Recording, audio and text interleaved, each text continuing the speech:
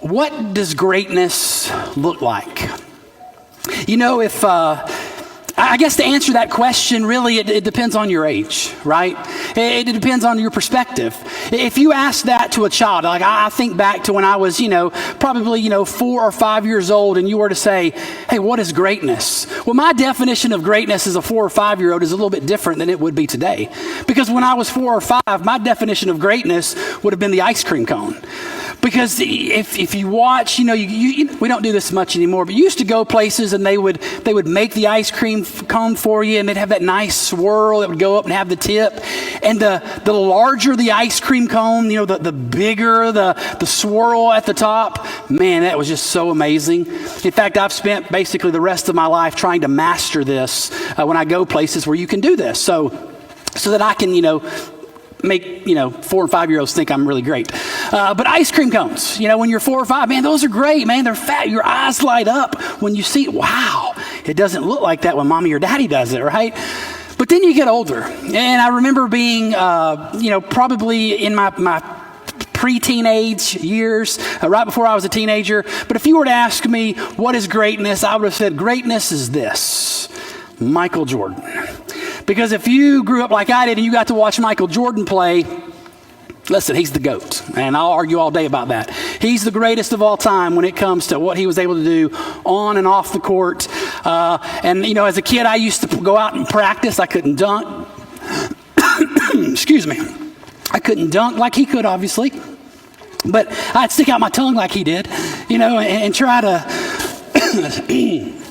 excuse me, and try to replicate some of the things that he did. But as I got, when I hit my teenage years, this was greatness. But then you get older, and you think about greatness from maybe a young adult perspective, an older adult perspective, and you see things like this. We define greatness as, being an authority, having some type of power. Now, if you're an authority figure, if you have power, then a lot of people would say, hey, that's greatness.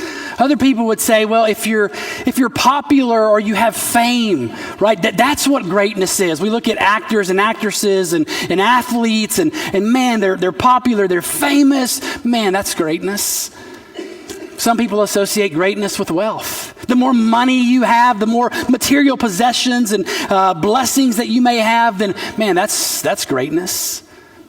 And even today, those of the younger generation, when they think about greatness, you think about YouTube sensations. You can make a living being a YouTube sensation now. And so for a lot of people, they look at that and say, hey, that's greatness. And so I think about the definition of greatness today and kind of how we see greatness. And we think, okay, greatness is defined as power. It's fame, it's wealth, it's ability, it's having a lot of subscribers to maybe my channel, or followers on my Instagram, or, it's getting people to share the things that I do. That's what makes people great. And to a lot of people in our world today, this is exactly how they would define greatness. But not Jesus. Because Jesus comes along and Jesus basically flips the script on what greatness is. Basically, he flips the definition upside down, and that's what he calls us as his followers to do. To not view greatness the same way that the world views it, to view it the way that he does. So if you have your Bible, I want you to open up to Mark chapter 10. Mark chapter 10 is our text for just a few moments this morning. Beginning of verse 35, it says, and James and John, the sons of Zebedee, came up to him and said to him, Teacher, we want you to do for us whatever we ask of you. And he said to them, well, what do you want me to do for you? And they said to him, well, grant us to sit one at your right hand and one at your left in your glory. Now, I want you to picture the scene. Jesus is here, and James and John are going to come up to him. He's off by himself, and they're going to go up and have a little private conversation. And basically they say, hey, Jesus, we want you to do whatever we ask. They don't even mention at first what they're asking. We just want you to agree to this. And Jesus says, well, okay, well, what is it you want me to agree to? I mean, I'm not just going to agree to something if I don't know what I'm agreeing to. Well, basically, hey, we want the prominent seats in your kingdom. See, earlier before this passage, back in Matthew chapter 19, Jesus was having a conversation after the encounter with the rich man. And one of the things that he told his disciples was that, in the kingdom to come, when he was sitting on his throne, that they would all have thrones to sit on and to rule from. And apparently that, they're thinking physical kingdom. And so James and John are like, well, wait, if there are going to be thrones to rule on, and you're going to have a throne, and we're going to have some thrones, then, well, we would like to have the two right next to you. And when you think about them asking this question, in one sense, it's like, wow, that's pretty bold. That's pretty ambitious of them to ask Jesus for these seats. But think about who James and John were.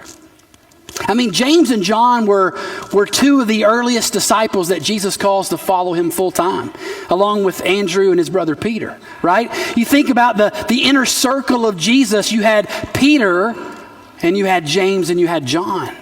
So these guys, James and John, asking this question in one sense, probably feel entitled to a special place in the kingdom. I mean, after all, we're the first that you called. After all, hey, we're some of your closest friends.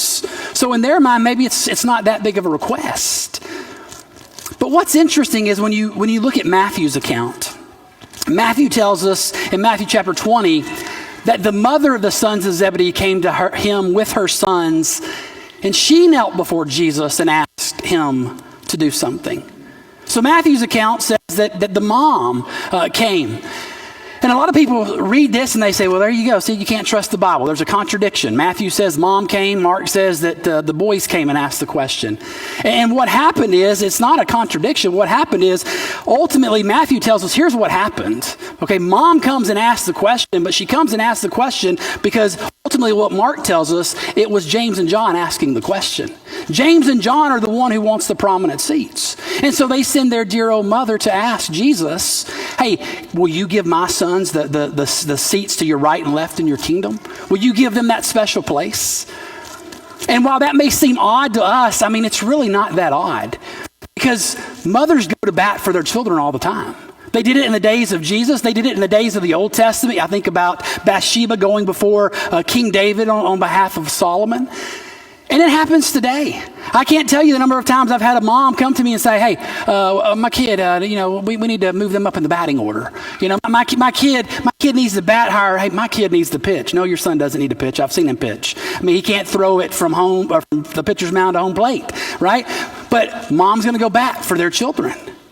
And so she comes and she makes this request. And a piece of the information that I think sometimes we don't think about is, I think there's a reason perhaps that James and John ask their mom to come to do this. Because if you read over in Mark, the 15th chapter, and you read verse 40, we learned that the mother of James and John, when you start comparing the women who were around the crucifixion of Jesus, you read it in Matthew's account that it was the mother of the sons of Zebedee, right? So the mother or the wife of James, or the wife of Zebedee, the mother of James and John. But in Mark's account, in Mark chapter 15 and verse 40, we get a name.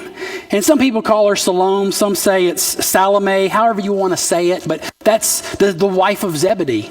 But when you take Matthew's account of the women, then you take Mark's account of the women at the tomb, and then you go over to John chapter 19, and you look at John's account, one of the things that you see that's quite interesting is there's a very good possibility, say with 100%, but I would say there's a very, very strong possibility that James and John's mother was a sister to Mary, the mother of Jesus. And so they're sending their mom to ask Jesus, not just because, hey, this is mom and she's going to go to bat for us, but also from the simple fact that, hey, this is the aunt of Jesus. We're Jesus' cousin. So if anybody should have a prominent place in the kingdom, it ought to be family. And so they send their mother to go, and they come and they make this request of Jesus. And look at verse 38. Verse 38 says, so Jesus said to them, you do not know what you are asking. Are you able to drink the cup that I drink, or be baptized with the baptism which I am baptized? And they said to him, well, we are able. And Jesus said, the cup that I drink, you will drink, and the baptism which I baptize, you will be baptized. But to sit at my right hand or my left is not mine to grant, but it's for those to whom it has been prepared. So they come to Jesus and they ask this question, right? Hey, we want these prominent seats. And Jesus says, okay, you want these prominent seats? Well, can you drink the cup that I'm going to drink? Can you partake of the baptism that I'm going to partake? Now we read that and that may be, well, what's Jesus talking about? Well, when you think about Jesus and you look at the context and you look at other ways that Jesus used the phrase the cup. When Jesus is in the Garden of Gethsemane and he goes off to pray by himself and he prays that prayer 3 times, you remember what Jesus said? He said, Father, let this cup pass from me. So when Jesus says, are you able to drink the cup? Now, they don't understand what they're agreeing to because they're going to say, yeah, we can do that. But what Jesus is talking about is, hey, can you drink the cup that I'm about to drink, the suffering that I'm about to go through? The things that are about to happen to me, are you going to be able to endure that? Or what about the baptism that I'm going to have to endure? Now, we think of baptism, we think about physical baptism in water. But the baptism that Jesus is talking about, he's just using baptism in its definition, right? Baptism is an immersion. It's to be overwhelmed. It's to be submerged into something. And so Jesus is talking about the trials that are coming. Hey, are you really going to be able to endure those? And these brothers, I think not understanding, said, absolutely we can do that. And what's ironic about this is you fast forward in history and James and John, Jesus says, okay, you're going to drink the cup that I drink. You're going to have the baptism that I have. And you fast forward in their life and guess what happens? They experience those very things. Because you get to Acts chapter 12 and you read about James being the first apostle who was martyred by Herod Agrippa in Acts chapter 12. He drank that cup. He was baptized with that same baptism of suffering. Or you think about somebody like John. When you read through Acts, one of the things you see about John is John experienced a lot of persecution. You read over in Revelation, you read about him being cast into the island of Patmos. Listen, Jesus says, okay, you think you can do this?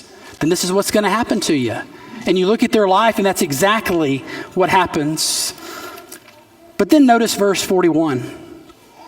Verse 41 says, and when the 10 heard it, they began to be indignant at James and John. Some translations say they became angry. I think one translation says they became displeased. The idea is that they're furious at these brothers. Why are they furious? Well, they're furious because they're asking for this special place in the kingdom. They're asking for the very thing that I desire. They're asking for what I want. And if you remember the ministry of Jesus, even before this, you can read about it in Mark chapter 9. Even before this takes place, one of the things that's taking place is the disciples are arguing over who's the greatest. And when Jesus asks them about it, they don't want to answer. They don't want to tell them what they're talking about. A little embarrassed, I'm sure. So in their mind, we've got this great conflict going on amongst us. Who's going to be the greatest? There's some jealousy. And now you've got these two guys, and they've been bold enough to ask the question that I think they all desired. They all wanted a prominent place. And they become angry. And here Jesus is, and Jesus sees what's taking place. And you get to verse 42. And this is where Jesus really turns the definition of greatness upside down. Because Jesus called them to himself and he said, you know that those who are considered rulers over the Gentiles lord it over them, and their great ones exercise authority over them. He's using the pagans as an example here. He says, but it will not be so among you.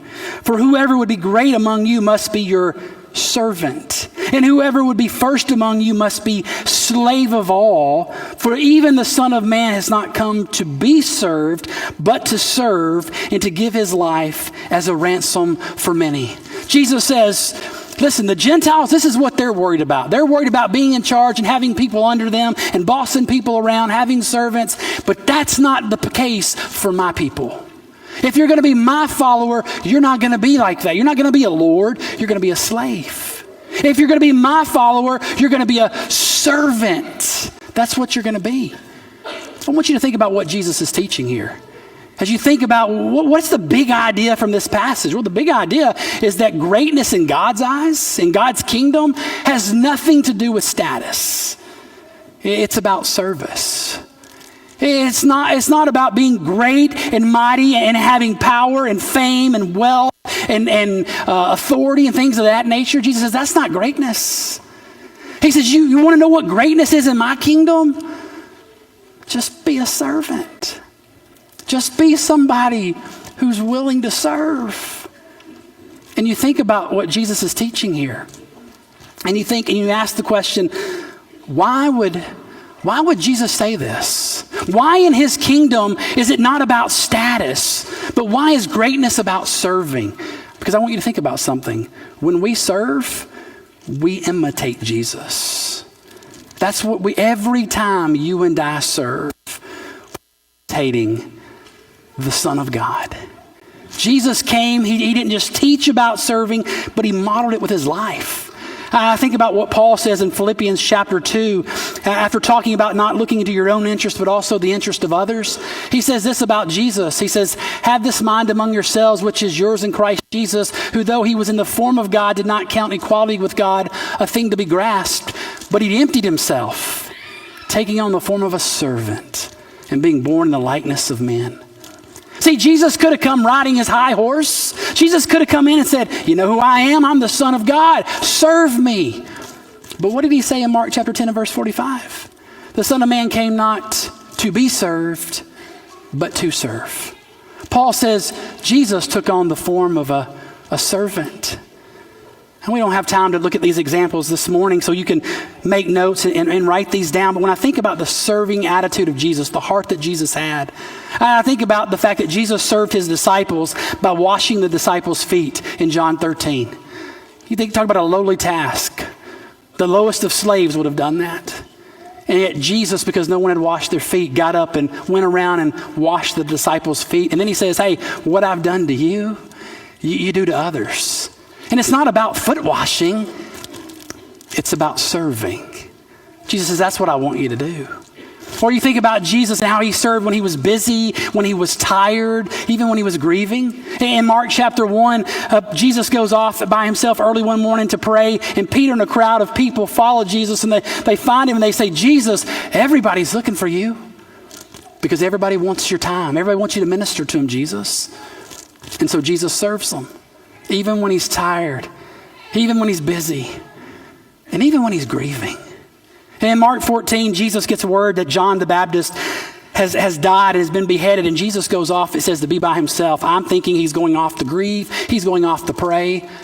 And a crowd followed Jesus while he was trying to grieve. And it says when Jesus saw the crowd, he had compassion on them, and he healed their sick. So he ministered, he served, even while he was grieving. That's who Jesus was. Or you think about the arrest and the trials and really the crucifixion of Jesus. I can't think of a better example of service than that. When Jesus is in the garden and Judas comes and Judas is going to betray him with a kiss, and Jesus says, hey, do what you've come to do. And immediately Peter picks out his sword and he chops off the ear of the high priest's servant. And Jesus says, put your sword away. I'm doing this so that the scriptures can be fulfilled. Don't you know I could call 12 legions of angels and I could stop this? But I'm not going to. Why? Because in God's kingdom, it's not about status. It's simply about service. So if Jesus, the King of Kings, was not above serving others, I don't think we are either. In fact, in Matthew chapter 10, verse 24, Jesus, talking about what a disciple is, says a disciple is not above his teacher. A disciple is someone who looks like the teacher, acts like the teacher. A servant is someone who serves like the teacher. So here's the challenge for all of us. As we go about our lives this week, here's what I want us to do. I want us to look for an opportunity to serve someone. And I want us to do it without having to receive any kind of praise. I don't want us to have to tell anybody else about it. I don't want us to serve someone so that we can post on social media about it. I want us to serve someone because that's what when we do that, we are imitating Jesus. That's the challenge for all of us this week. Let's be the kind of people who live like Jesus did, who imitate him through our actions and through our service of one another. Why? Because in God's kingdom, greatness has nothing to do with your status. It has everything to do with service. You may never be famous, friends, but if you live your life serving others, you are great in the eyes of God. And I would rather be great in the eyes of God than great by worldly standards any and every day of the week. Amen. We're going to sing a song of invitation at this time. And if you're here this morning and need to respond to that invitation, whether it's to be buried with Christ in baptism, to have your sins forgiven, or maybe you need prayers this morning, we want to pray for you. Maybe you have sin in your life you need to confess this morning. We want to give you that opportunity. That's what this is for. And we want to have a chance to serve together. Let's be a people who do that. So as we sing this song this morning, if you have any need, won't you come while we stand and while we sing?